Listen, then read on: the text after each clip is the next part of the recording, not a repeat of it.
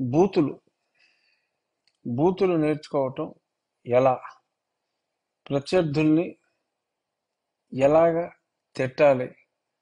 ఒక పక్క అందరూ ఇంగ్లీష్ మీడియంలోనే చదువుకోవాలి, టోఫెల్ పరీక్షలు రాయాలి. ఎప్పుడో విదేశాలకు వెళ్ళటం కోసం రాసే టోఫెల్ పరీక్ష మన కమిషన్ కకృతి కోసం 3వ క్లాసు నుంచే టోఫెల్ పరీక్షలు వాళ్ళతోనే నిర్వహిస్తారట. నాలుగు గీసుకున్నా ఎందుకు పనికిరాదు ఆ 3వ క్లాసులో రాసే టోఫెల్ పరీక్ష. పరీక్షించుకోవచ్చు మన ఉపాధ్యాయులతో, కానీ పరీక్షలు పెట్టాల్సిన అవసరం ఏముందమ్మా జగన్మోహన్. సరే, మీ కమిషన్లు మీ కకృతిలో అవి పక్కన పెడితే, భాష గురించి వచ్చేటప్పటికి బూతులు నేర్చుకున్న వాళ్ళకి ప్రయారిటీ వైఎస్ఆర్ కాంగ్రెస్ పార్టీలో.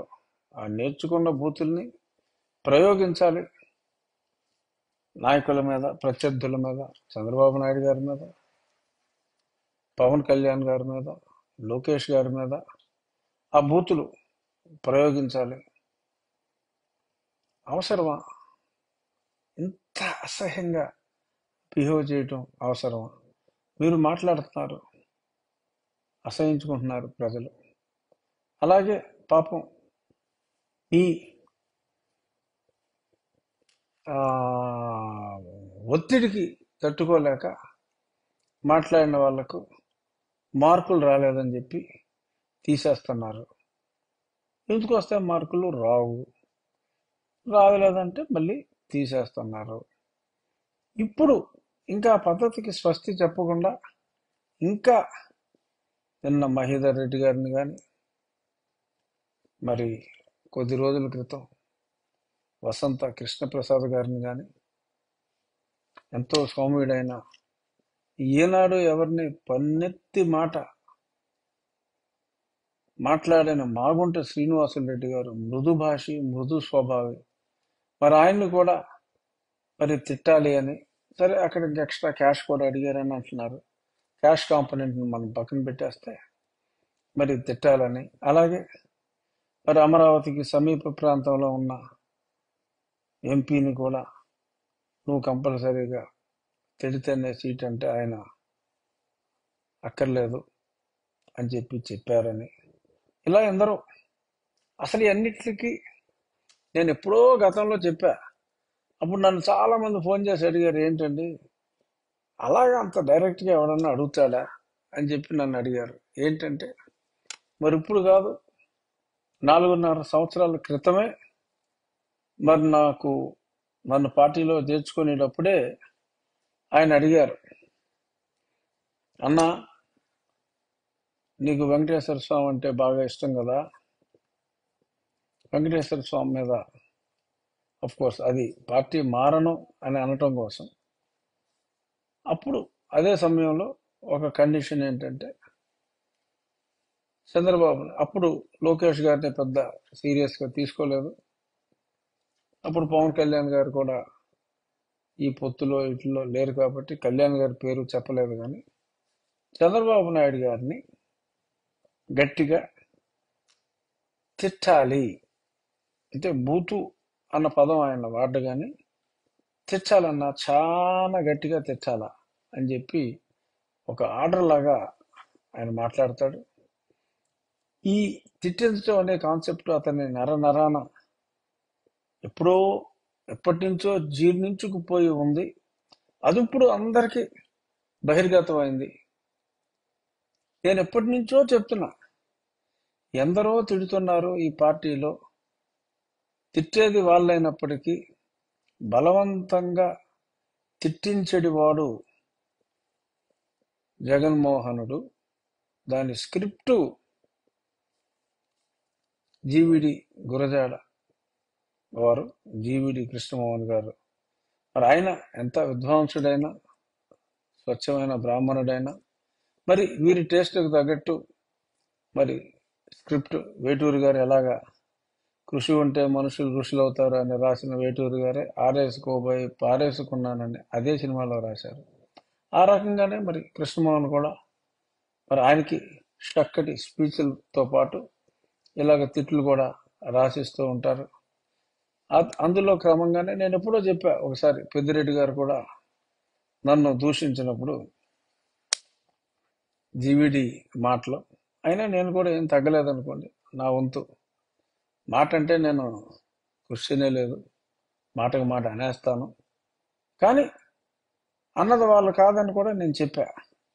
ఇప్పుడు కూడా మరి అలాగే మరి ఎంతో మందితో మరి తప్పనిసరి పరిస్థితుల్లో గతి లేకో మతి లేకో మరి జగన్మోహన్ రెడ్డి గారు తిట్టమంటే కొందరు తిట్టేశారు, వాళ్ళ చాప్టర్ని వాళ్ళ చీటీ చించారు.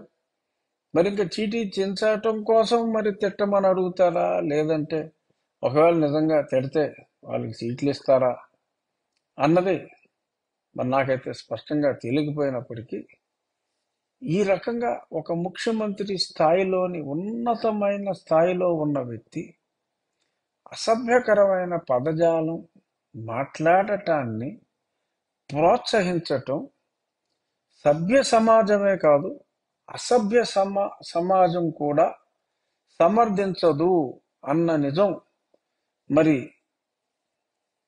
ముఖ్యమంత్రి వర్యులు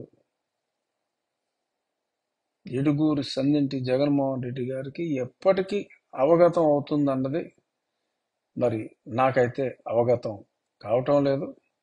అయ్యా జగన్మోహన్ రెడ్డి గారు, దయచేసి విష సంస్కృతిని రాజకీయాల్లో మరింత విస్తృతంగా వ్యాప్తి చేయకండి. ఇప్పటికే ఉన్న దరిద్రం సరిపోతుంది. దయచేసి ఇక నుంచి ఎవరిని మీరు ఎన్ని తిట్టమన్నా ఎవరు తిట్టరు. ఎందుకంటే రాబోయే ప్రభుత్వం తెలుగుదేశం కూటమి, జనసేన, ఓకే, ఇంకెవరుంటారో తర్వాత మాట్లాడుకుందాం. సో రాబోయే ప్రభుత్వం తెలుగుదేశం, జనసేన ప్లస్ కూటమి కాబట్టి అది సుస్పష్టం. కాబట్టి ఎట్టి పరిస్థితుల్లోనూ మీరు తిట్టమన్నా తిట్టరు. అంచేది అట్లీస్ట్ మన పరువు దక్కించుకుందాం. ఇంకా రోజు టీవీల్లో వార్తలు ఇలా తిట్టమన్నారు, ఇలా తిట్టమన్నారు, ఇలా తిట్టమన్నారు అనే దానికి స్వస్తి చెప్పండి.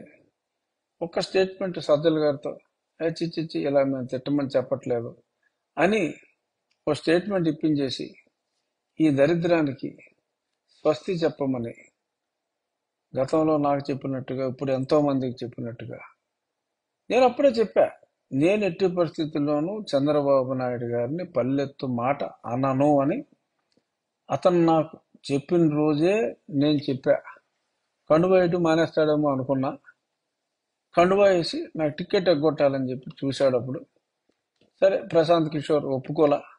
నేను ఎంపిక చేసిన వ్యక్తి నువ్వు సీట్ ఇస్తానని చెప్పిన తరువాత ఎగ్గొడతానంటే కాంట్రాక్ట్ వదులుకుంటాను అని చెప్పిన క్యారెక్టర్ ఉన్న వ్యక్తి ప్రశాంత్ కిషోర్. అతని క్యారెక్టర్ గురించి ఎవరు ఎన్ని రకాలుగా మాట్లాడుకున్నా, నేను 1-10 సార్లు అతన్ని ఎండార్స్ చేసింది ఈ వ్యక్తిత్వాన్ని బట్టి. తను సూచించిన వ్యక్తి, తను నన్ను రిక్వెస్ట్ చేసి తీసుకొచ్చిన వ్యక్తి. సరే, అప్పుడు నేను ఎందుకు వెళ్ళాను అంటే అప్పుడు నాకు ఆలస్యం జరిగింది. మరి 14లో జరిగిన సంఘటన 19లో జరగకుండా కొన్ని శక్తులు, అప్పుడు కొన్ని విష శక్తులు అప్పుడు చంద్రబాబు నాయుడు గారి చెవులో నా మీద ఏయో నూరిపోస్తూ ఉంటే ఆలస్యం జరిగినందుకు నేను 14లో సీన్ రిపీట్ అవ్వకూడదని చెప్పి ప్రశాంత్ కిషోర్ మాటలు విశ్వసించి సరే ముందు పోటీ చేద్దాం, అతను మారాడని చెప్తున్నారు కదా అని అనుకున్నా. మారలేదన్న సంగతి మొదటి రోజే నాకు వాసన వచ్చింది. అయినా చూద్దాం అనుకున్నాం. బట్ నేను ఆ రోజే తల వంచలే.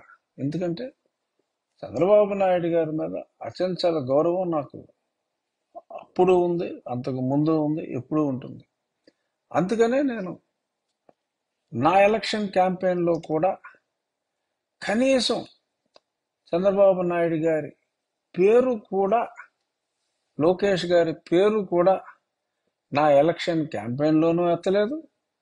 ఆ తరువాత నేను ఎన్నికైన మొదటి 45 రోజుల్లోనే మా పార్టీ వాళ్ళు నీలాప నిందలు రకరకాలుగా అప్పటి మాజీ స్పీకర్ మన